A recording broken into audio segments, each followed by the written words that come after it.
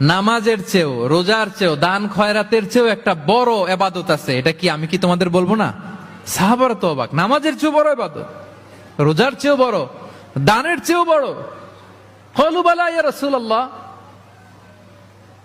সাহাবারা বললেন অবশ্যই হে নবী, হ্যাঁ আপনি বলেন সেটা কি? বিষ্ণু সাল্লাল্লাহু আলাইহি ওয়াসাল্লাম বললেন ইসলাহু যাতিল বাইন, বিবাদমান দুই গ্রুপকে মাঝখান দিয়ে যে মিলিয়ে দেয়া।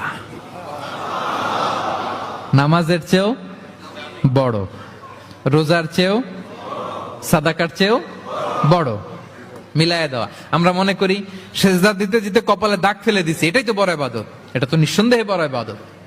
আমরা মনে করি হজ করতে করতে শেষ করে ফেলতেছি, এটাই বড় ইবাদত। জিকির করতে করতে আমরা দিনরাত এক করে ফেলতেছি, এগুলো তো নিঃসন্দেহে ইবাদত।